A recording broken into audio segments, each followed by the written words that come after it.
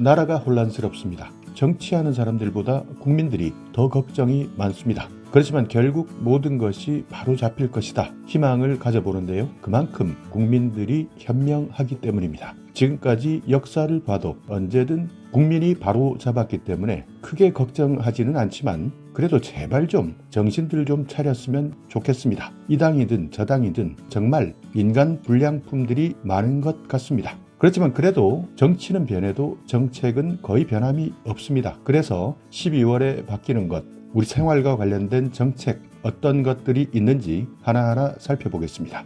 자, 일단 순서부터 간단하게 말씀드리자면 노인 일자리 정책이 바뀝니다. 그리고 승용차, 우리가 타고 다니는 자동차 기준도 바뀌고요. 그리고 앞으로 추이가 계속 올 겁니다. 여기에 따르는 정책, 또 우리가 들고 다니는 주민등록증이 새롭게 달라진다. 청년, 대학생, 장학금 받아야 하는 분들 어떤 정책이 있는지, 여기에다가 결혼하신 분들, 아이가 있다면 받을 수 있는 최저 1% 특례대출 하나하나 살펴보겠습니다. 12월부터 바뀌는 것들이 있고요. 앞으로 해가 바뀌면 바뀌는 것들도 있는데 대부분 내년 예산과도 관련이 있기 때문에 하나하나 확인해 보시는 것이 좋습니다. 자, 일단 먼저 노인 일자리입니다. 이미 알고 계시는 분들, 신청하신 분들도 있겠죠.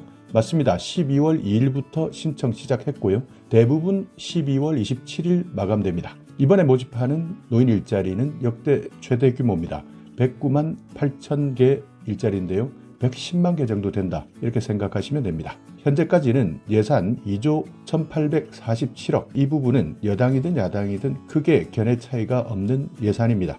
일단 이렇게 모집이 시작되었으니까 실제 이 일자리 참여하고 싶은 분들은 내가 살고 있는 곳 지방자치단체마다 다르게 모집하고 있으니까요. 꼭 주민센터에 확인하시든 시군구청 사회복지과를 통해서 확인하시든 2025년 노인 일자리 반드시 확인하시고 신청하셔야 됩니다. 여러 가지 일자리가 있습니다. 어떤 일자리는 60세 이상이면 참여 가능하시고요. 또 어떤 일자리는 반드시 65세 이상이 돼야 되는데 보통 노인 공익활동사업, 노인 역량 활용사업, 공동체 사업단, 취업지원형 이렇게 나뉘어져 있습니다. 모집 마감 기간이 중요합니다. 12월 27일까지니까 이 부분 꼭 기억해 두시고 일반적으로 많이 신청하고 있는 공공형은 한 달에 29만 원 받을 수 있는 일자리입니다. 공공형 그리고 사회서비스형 같은 경우에는 한 달에 76만 1,000원 정도 받을 수 있으니까 이 부분 바로 주민센터에 확인하시는 것이 좋습니다. 자, 또 하나입니다. 12월부터 바뀌는 것.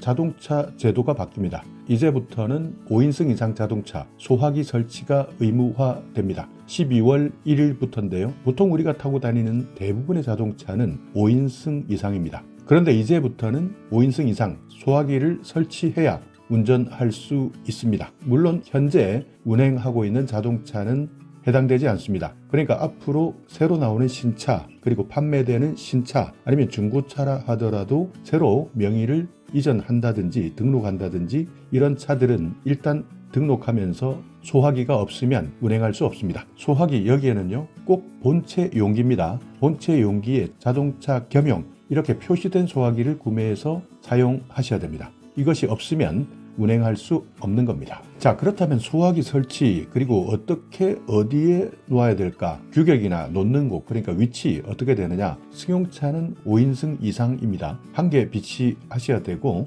위치는 사용하기 쉬운 곳이면 됩니다. 승합 자동차입니다. 경형 한 개입니다. 마찬가지 사용하기 쉬운 곳. 소형 15인승 이하 이때는 1.5kg 한 개 또는 0.7kg 단위의 소화기 두 개를 놓으셔야 됩니다. 운전석 또는 운전석과 옆으로 나란한 좌석 주위에 두셔야 되고요. 16인승에서 35인승은 1.5kg 두 개입니다. 대형 36인승 이상은 3.3kg 한 개, 1.5kg 한 개 두셔야 합니다. 화물자동차, 특수자동차 마찬가지 1톤에서 5톤 0.7kg 한 개, 대형 5톤 이상은 1.5kg 한 개나 0.7kg 두 개를 둘 수 있습니다. 자, 또 하나입니다. 주민등록증이 바뀝니다. 기존에 있는 실물 주민등록증 사용하시는 분들 이제 휴대폰에 넣는 모바일 주민등록증을 발급받을 수 있습니다. 12월 27일부터인데요. 시범 운영을 실시합니다. 세종시, 강원 홍천, 경기 고양, 경남 거창, 대전 서구, 대구 군위,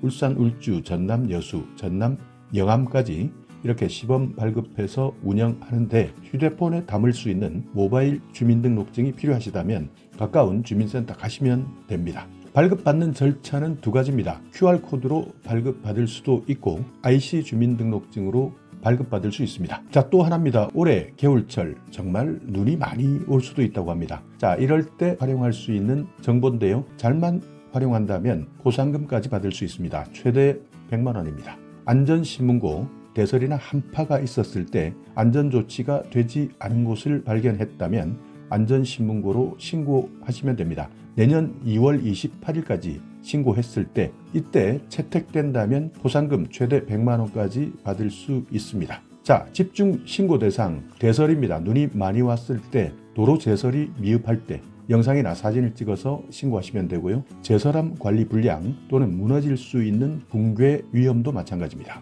한파입니다. 인도가 결빙되었을 때, 고드름이 떨어질 때, 한파 쉼터가 작동하지 않거나 불편할 때, 그리고 특히 화재 같은 경우에는 비상구에 물건이 적치되어 있어서 대피하지 못하도록 되어 있는 경우도 많이 있겠죠. 이런 곳들, 그리고 소화시설이 불량한 곳, 이런 것들도 마찬가지입니다.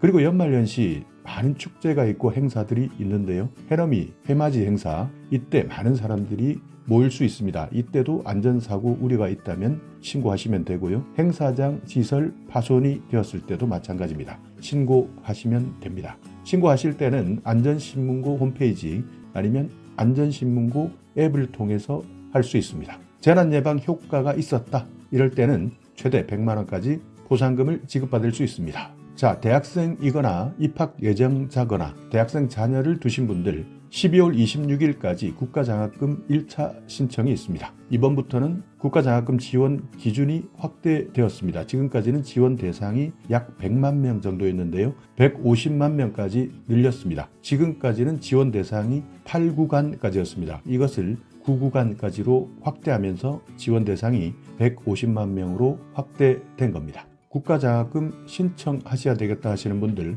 날짜 12월 26일 잘 확인하시고 반드시 기간 내에 신청하시기 바랍니다. 자, 또 하나입니다. 신생아 특례대출 받을 수 있습니다. 최저 1%입니다. 신생아 특례대출, 여기에서 특히 맞벌이 부부 같은 경우에는 소득 요건, 대출 받을 수 있는 소득 요건을 최대 2억까지 확대하기 때문에 더 많은 분들이 특례대출 지원을 받을 수 있습니다. 부부 모두 소득이 있을 경우에는 2억까지 확대되는 것이고요. 부부 중에 한 사람만 소득이 있다면 1억 3천만 원 이하면 신생아 특례대출을 받을 수 있습니다. 대출 한도는 5억 이내이니까요. 원하신다면 거래하고 있는 은행, 5대 시중은행에 방문하셔서 신청할 수 있습니다. 자, 오늘 영상 여러분께 조금이나마 유익한 정보가 있었다면요. 오늘도 구독 그리고 좋아요 부탁드리겠습니다.